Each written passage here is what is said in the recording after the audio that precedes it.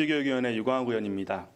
발언 기회를 주신 존경하는 하재성 의장님과 선배 동료 의원 여러분, 그리고 함께 웃는 청주 건설을 위해 불철주야 노력하고 계시는 한범덕 시장님과 3,800여 청주시 직원분들의 노고에 깊은 감사를 드립니다.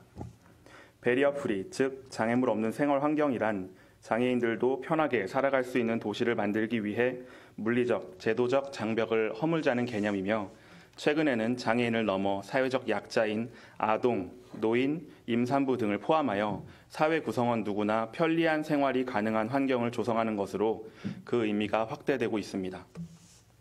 장애물 없는 생활 환경은 물리적 공간에서의 불편을 제거하는 것에서 시작하여 점차 문화와 예술 분야로 확장되어 가고 있으며, 본 의원은 오늘 물리적 공간에서의 불편을 제거하는 다소 좁은 의미의 장애물 없는 생활 환경에 대해 발언하고자 합니다. 2010년에 제정된 장애물 없는 생활 환경 인증에 관한 규칙은 보건복지부, 국토교통부 공동 부령으로 장애인, 노인, 임산부 등의 편의 증진 보장에 관한 법률 및 교통약자의 이동편의 증진법에서 위임된 장애물 없는 생활 환경 인증과 인증기관 지정 등을 목적으로 하며, 건축물은 94개의 인증 지표를 통해 평가되고 있습니다. 본 의원이 파악한 자료에 따르면 청주 시민 모두가 편리하게 이용할 수 있어야 하는 43개 읍면동 주민센터 중 엘리베이터가 설치된 건물은 37.2%인 16개소이며, 장애물 없는 생활환경 예비 인증 또는 본 인증을 획득한 건물은 총 4개소로 전체의 9.3%에 머무르고 있는 실정입니다.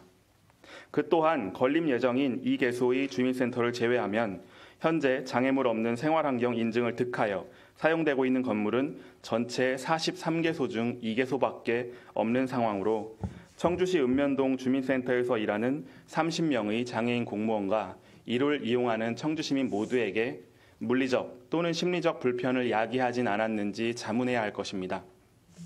아울러 청주시 청년 정책의 상징이 될 수 있는 청년 허브센터 청년뜨락 5959는 엘리베이터 없는 건물을 선정하여 리모델링 중에 있어 차별적 청년센터라는 오명을 얻고 있으며, 민관 소통복지 플랫폼이라는 비전으로 운영 중인 청주복지재단 또한 장애인 직원이 근무함에도 불구하고 엘리베이터가 없는 건물을 사용하고 있어 그 비전이 퇴색되고 있습니다.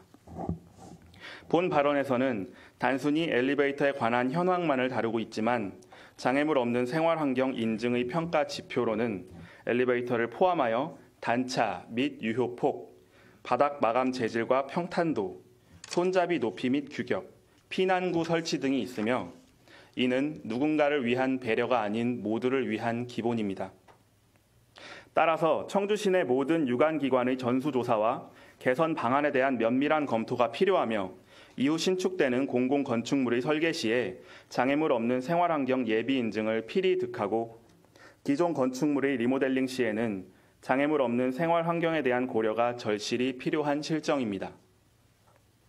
한편 청주시의 장애물 없는 생활 환경 예비 또는 본인증 전체 41개소 중 4개소가 민간 건축물로, 전체 인증의 9.8% 수준에 머무르고 있는 민간 건축물에도 장애물 없는 생활환경 제도가 확대될 수 있도록 타 지자체의 인증 수수료 지원 정책이나 민간 건축물의 인증을 위한 청주시 자체적인 지원 방안 등을 강구해 줄 것을 촉구합니다. 사진으로 보시는 것처럼 누군가에게 이 계단은 에베레스트 산입니다. 장애물 없는 도시 청주를 꿈꾸며 이상 발언을 마치겠습니다. 끝까지 경청해 주셔서 감사합니다.